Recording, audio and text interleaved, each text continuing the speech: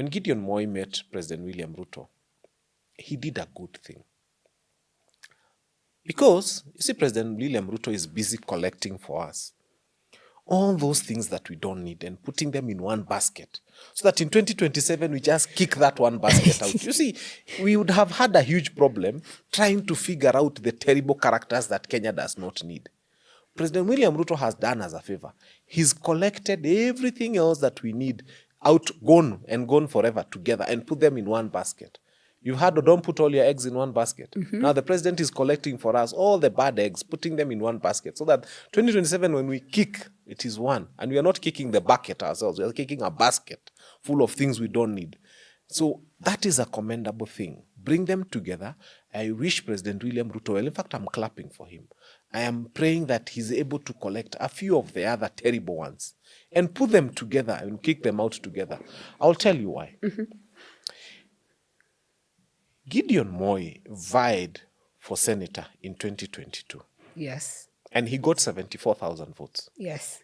The winner got 147,000 votes. Do you know how he got 74,000 votes? When he started his campaign and people were putting billboards, he was called by Azimio la Umoja. And he was told, don't worry about the Senate seat. We are going to form the next government and you will be a cabinet secretary. He never campaigned. He never went back to the ground. And his people gave him 74,000 votes. That is how he lost the senatorial seat. He listened to people he thought were more senior than the voters. And still without a campaign, they gave him 74,000 votes. Fast forward, he's now got a chance to vie again. Instead of listening to his voters, what does he do? He listens to President Ruto. Ruto calls, he picks. Why did he pick that call, by the way? So he goes to President William Ruto. Now, I saw for the first time people in Baringo singing Ruto must go. They were chanting Ruto must go. You saw that demonstration? That was on the day before the following day. Yes, they went to, because they were angry with him when he said he's not vying. Yeah. And guess what? For the first time I heard the people of Baringo saying, wataenda kwa kaburi ya Mzee Moi kwa washtaki Gideon.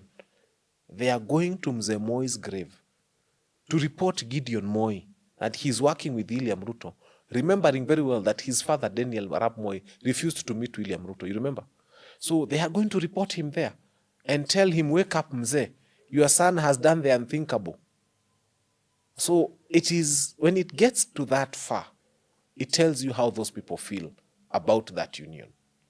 Now, they were there. They were chanting. They were dancing. They are saying Ruto must go. Let me tell you where Ruto lost it. And I thought Mutahingunyi being an advisor to him politically would have given the right political advice. If I was President William Ruto, I would have invited Gideon Moi and told him to vie on a Kanu ticket. And then told him UDA is withdrawing their candidate.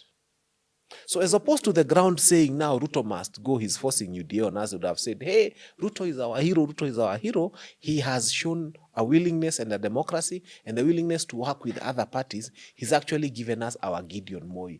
He respects Gideon Moi. He would have been a hero. Now he's a villain. He's not a hero. Because people are saying he's trying to stifle democracy. People are saying he's trying to make sure there's no by-election. And by the way, if you are popular as you say, and if you believe in two-term as you say, why are you interfering with Banisa? Why are you interfering with Malava? Why are you interfering with now even his own backyard, Baringo? If William Ruto was popular and if UDA was popular, do you think he would call anybody to State House? What makes you think he's the one who called Gideon? What if it's Gideon who called? Why would Gideon call him? I mean, rumor has it that now Kanu is set to get CS posts And in then? the incoming reshuffle. What will they do with that CS post? Politics is interests. He Let me gets tell his you. business done. William Ruto meets with Moi. And when they're discussing with Gideon, he says now Kenya is going to become a Singapore. I mean, we just look at you and how you run your own businesses. How you run your own media outfit tells us a lot about how you run a CS position. So if your media people are crying about so many other things I don't want to mention here, what are you telling us now? You have got the capacity to make Kenya a Singapore. Come on. I mean, run your businesses so well. You know, there are people, like if you told me that the CEOs and the chairman of Equity Bank is coming, I would say you'll turn Kenya into a Singapore. Because they've run their outfit so well. You know, the way Safaricom is run, the people who run Safaricom, they run it so well. If you made him Minister for Communications, I would say there is a high likelihood that Kenya is going to become a communications hub in East Africa. If you give Ministry of Finance to the people behind Equity Bank, I would say there's a likelihood that Kenya is going to become a Singapore. But you run a... No. Now, on the following day, on Saturday, you remember President Ruto was not allowed to see Moi before. I think, I'm not even sure if he went for the burial. I don't remember. But now he went and visited the site where the late president was buried, and they were with Gideon, and there were delegates from Kanu, and they were so happy. And in that meeting, he spoke in Kalenjin, and even Gideon spoke in Kalenjin. And the key line I picked from President Ruto was, if Moi protected me, why would I not protect Gideon? Why do you think Gideon needs protection? He needs protection from himself. If you run business well in this country and you do things the way you're supposed to do and you pay your taxes, whom do you need protection from? Sisi tuko na protection ya nani? Na hatuna chochote, hatuna hata bunduki, hatuna nguvu, but tunaishi tu. Whose protection do we have other than the grace and mercy of God? When you start finding yourself in a place where you need protection, you need to ask yourself very many questions. If you live your life right, I mean, how many good politicians retired and they had money and they were not looking for protection? Look at somebody like the late Simeon Nyachae. May he rest in peace. He had invested widely. He never needed anybody's protection. So don't tell us about protection. We don't, you can't do things the wrong way and then expect the state to protect you. Na hizi pesa zinatumiwa kununua watu. Si ni pesa zetu tu. These positions that they are being given. Can you imagine? Na Kenyans sijui kaa tutaelewana. Can you imagine creating a CS position not because you Kenyans need it? Oh, not because there's... You know, you can find someone who's a genius and say, Kenya needs this guy. He's a neurosurgeon. Let's create a position for him. Can you imagine creating a CS position because you want to please a politician? Purely, there's no other reason. Isn't that what there's they no do? other consideration. No, Kenyans need to stop being comfortable with that idea.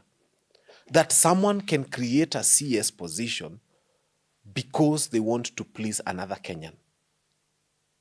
I wish they were saying, we want to create a CS position because 130 children are dying. So we want a CS in charge of maternal health. I would support that any day. We want a CS in charge of paying doctors. If that was his only responsibility, I would support that decision. But a CS in charge of making Gideon Moi happy, that's the why you're creating a whole ministry. Do you know the level of adjustments that would have to happen to create that? And the provision of an office and official vehicles and bodyguards. Which he already has anyway. Is madness. We shouldn't be comfortable. In fact, the day Gideon Moi is given a CS position is the day we should go to the streets and say, wait a minute. Yani children are dying.